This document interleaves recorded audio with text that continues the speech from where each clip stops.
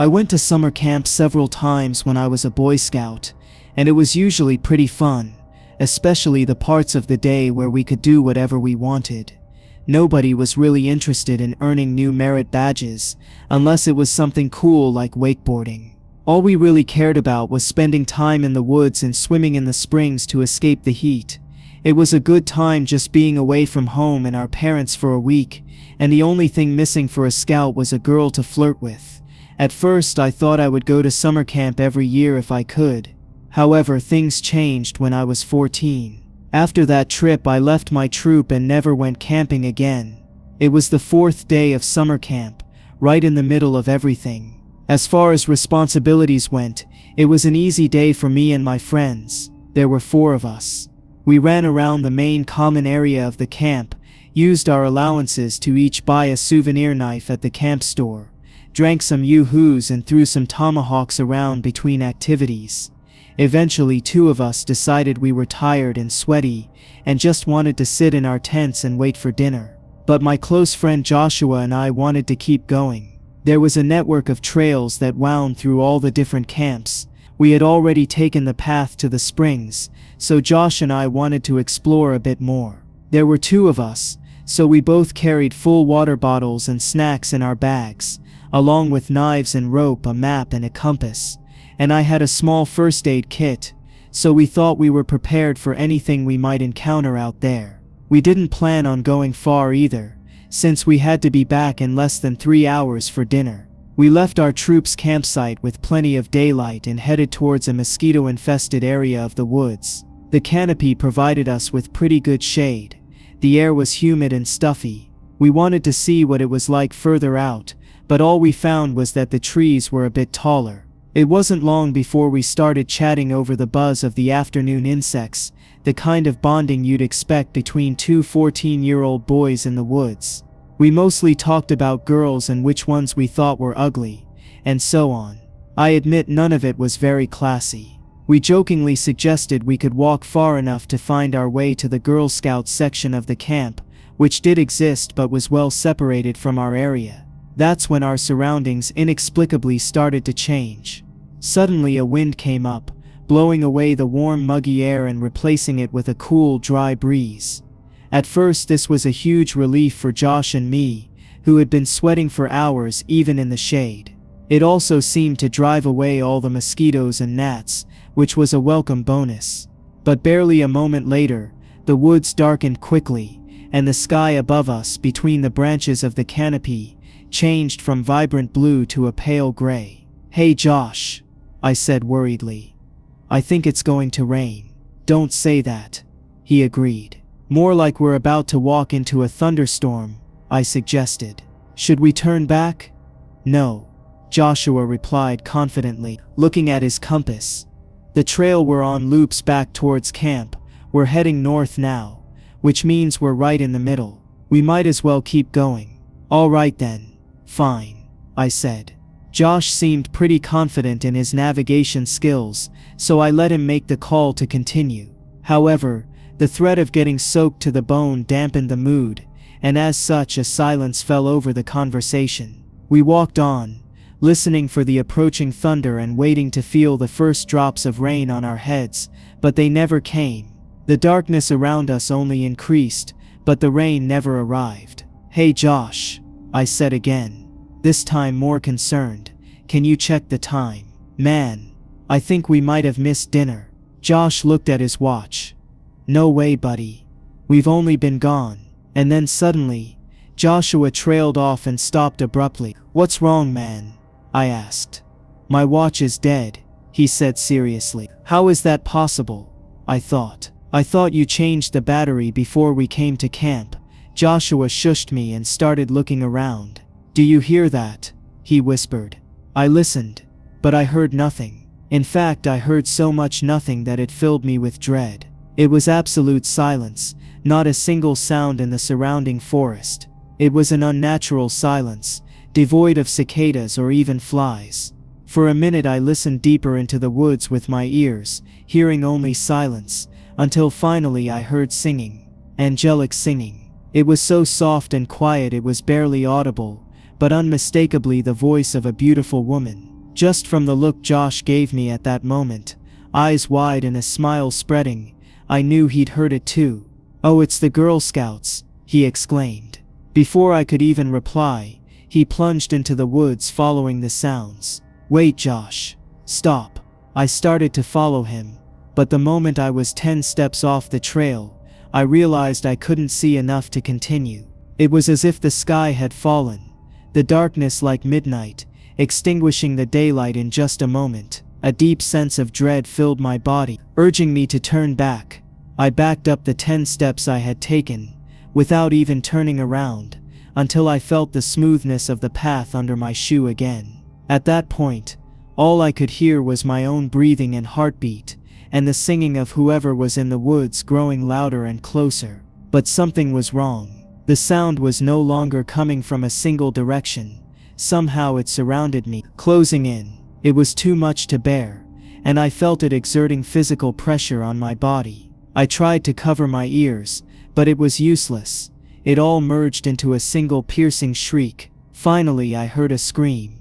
It was a child's scream. It cut through the cacophony, returning my surroundings to absolute silence except for the echo of one person's cry for help. "Josh!" I yelled into the woods, "Come back!" There was no response. A moment later, I heard a snap on the trail from the direction we had come. I hoped to see Joshua, but I didn't.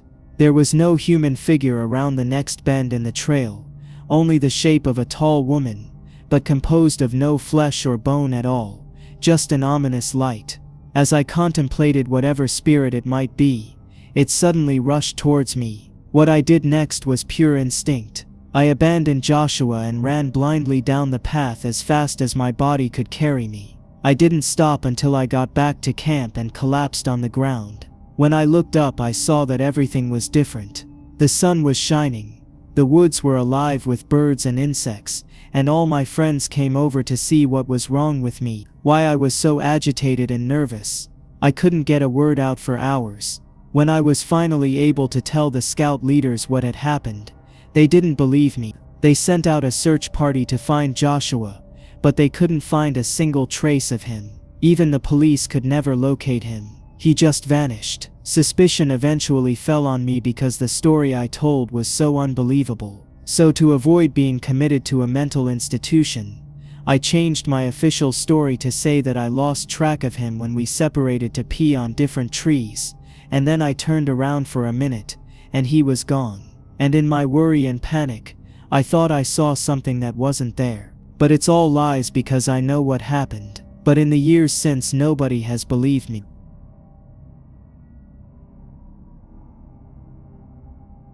A few months ago during spring break, I sent you guys a story about something that happened between a friend of mine named Louise and her creepy ex-boyfriend, Pablo.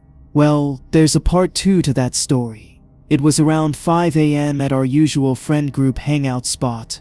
Pablo suddenly showed up and convinced Louise to ride with him in his car instead of sleeping off her buzz in her own car. And, as expected, it was just a ploy to basically kidnap her and do God knows what. I was the only person nearby at the time, and out of suspicion, I followed them in my car and was able to prevent what was about to happen. Many comments under that video rightly said that if I were her friend, I should never have let her get in his car, and that's true. Some people even said I was kind of an idiot for having feelings and trying to be some kind of knight in shining armor, but honestly, I just want to protect the people I care about. Unfortunately, what happened last spring break was just a prelude to what happened last week this summer. It's August as I'm writing this, and Louise has been back in town since June.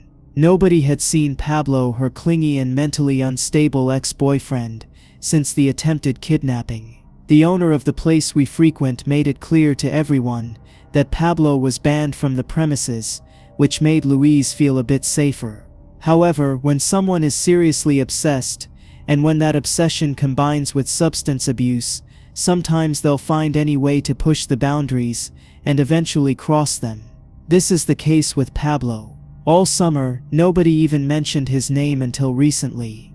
His name started circulating, whispered like a ghost. Our friends were sure they had seen him lurking in the shadows of the parking lot, but when they went back out, no one was there.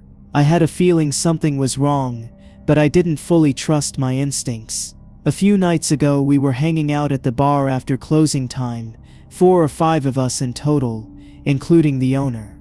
I ran out of cigarettes, but I remembered I had another pack in my car, so I went out to grab some.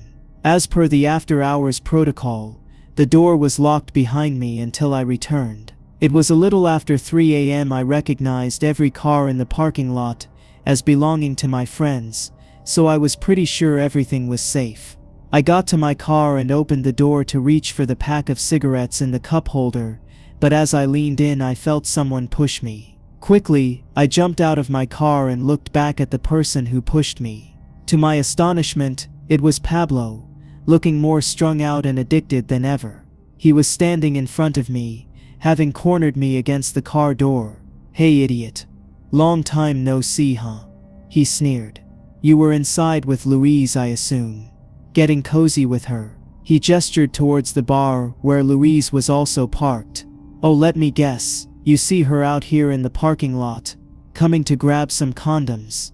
I could tell Pablo was high on something from how fast he was talking, which only meant he was more unstable than usual. "No way, man. Not at all. I swear I have a girlfriend now," I said, holding my hands up in surrender. "I'm just grabbing some cigarettes, man. Look." Then I showed him the pack in my hands. Instantly, he swatted it away, knocking it into a nearby drain. "Don't lie to me, Spencer," he hissed. "I know you've been trying to get into her pants for months. You turned everyone against me." "That's not true at all, man. I swear I have a girlfriend now." I tried to reassure him. I knew this would probably just make him angrier, and it did. He yelled something unintelligible and lunged at me, but I managed to jump back into my car seat and slam the door shut before he could reach me. Just then, he screamed in pain, and I realized his finger was caught in the door. He pulled it open to free himself, but I immediately backed up and locked the door. In his pain and rage, Pablo started pounding on the window, threatening me through the glass. So, I pulled out my phone and called the bar owner. "We've got a Pablo problem," I said gravely. "Please tell me you're kidding," he replied. "No, I'm not kidding. He's literally out in the parking lot right now, acting crazy," I answered. The owner came out quickly, cursing. "No way," I muttered in disbelief as I saw Pablo move away from my car and run towards the bar. I jumped out of the car and ran after him, trying to reach him before he got to Louise, who was just coming around the corner. The look on her face said it all as soon as she saw Pablo running towards her. She quickly turned around. Unfortunately, I couldn't catch Pablo. He had a head start and plenty of cocaine in his system fueling him. But luckily, by the time I reached the back door of the bar, he was already pounding on it trying to get in. His finger was cut and bleeding, and he barely noticed me. Just as the owner came out to push him away and scold him. "Get out of here, man. You're banned. If you come back again, I'm calling the cops," she said as she shut the door behind her. Behind the owner, a friend of mine was inside, signaling for me to come in. I followed him silently and stepped inside.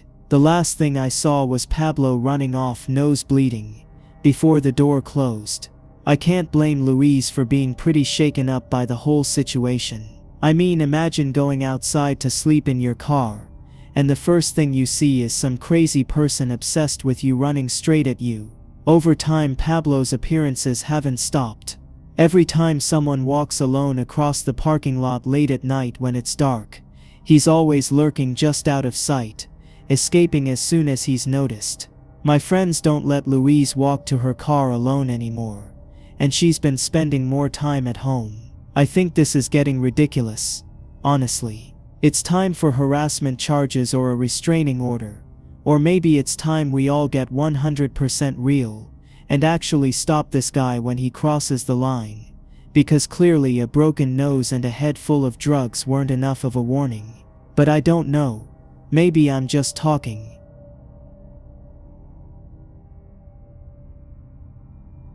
I used to work as a counselor at a small summer camp. It was my first job when I was 17 years old. It was the most fun experience I could possibly have had at any job at that age, and it allowed me to get away from my parents' home for a month. I didn't exactly come from an ideal environment. So there were 5 buildings at this camp: the boys' dorms, the girls' dorms, the counselors' dorms, the main building which we called the lodge, and a small bathhouse building. Inside the lodge were the cafeteria, the main office, and the nurse's office, where kids who suffered an injury were taken. The kids had a 9 p.m. curfew, meaning they weren't allowed outside the dorm buildings after that time. I made good friends with a guy named Klaus, who was 3 years older than me, but we got along well. It was a Friday night. I remember because I knew it was the start of the weekend. For fun, Klaus and I went with 2 female counselors, whose names I won't mention for privacy reasons since I haven't seen them in many years. The 4 of us went into the woods to smoke a little. One of the girls was mid-sentence when we just heard the crunching of leaves nearby, followed by what was surely a footstep. We all turned our heads simultaneously in the same direction and heard it. Then, a few seconds later, there was a blinding flash of light. At first, we didn't understand what was happening. We were all confused. We decided to end the smoking session abruptly and left the woods at an extremely fast pace.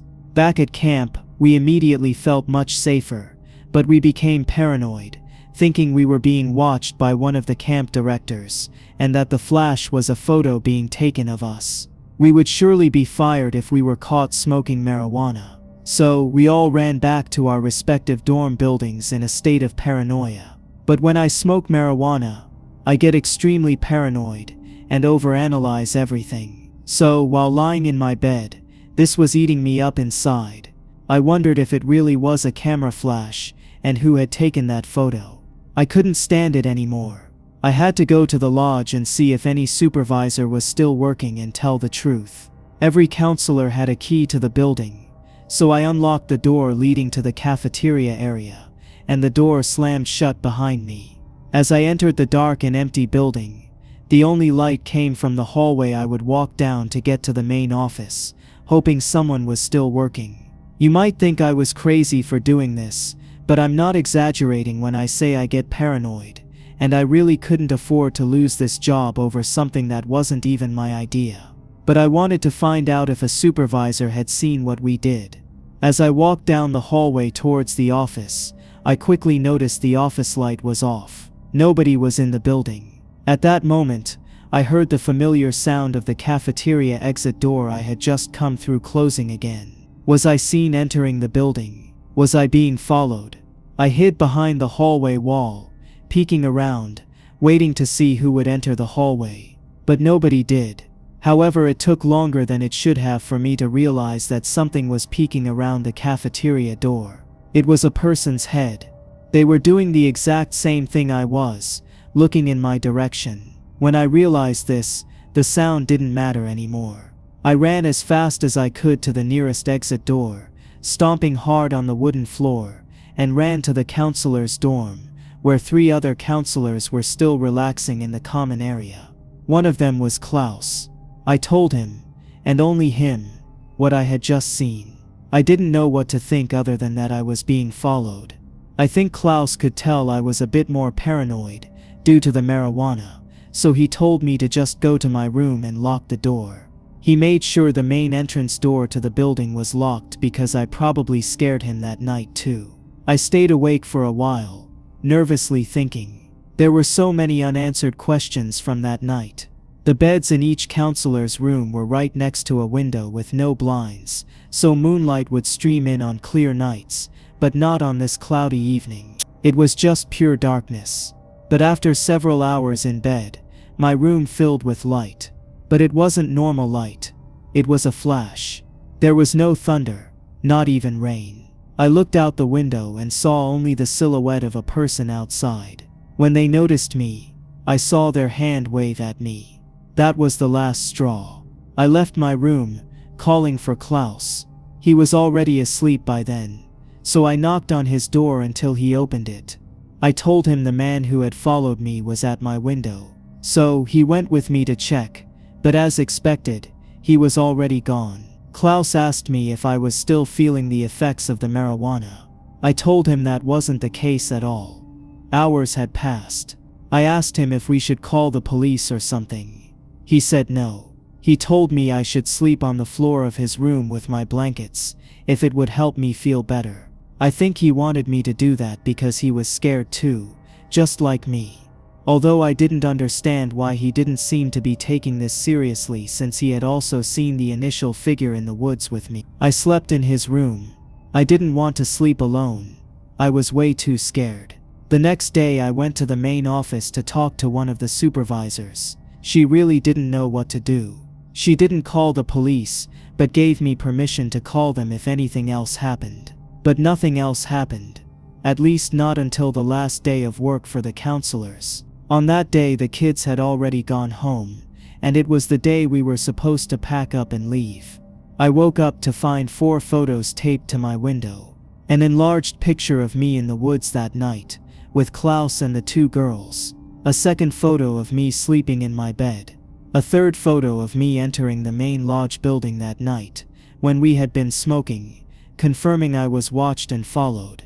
And the fourth photo, an enlargement of my car's license plate. I took the photos and showed them to the same supervisor. She kept them as evidence after writing down my whole story, including the part about smoking marijuana. That was many years ago, and nothing ever happened again. But I was terrified that the photo of my license plate was some kind of threat, that someone would follow me. I still don't know who took those photos.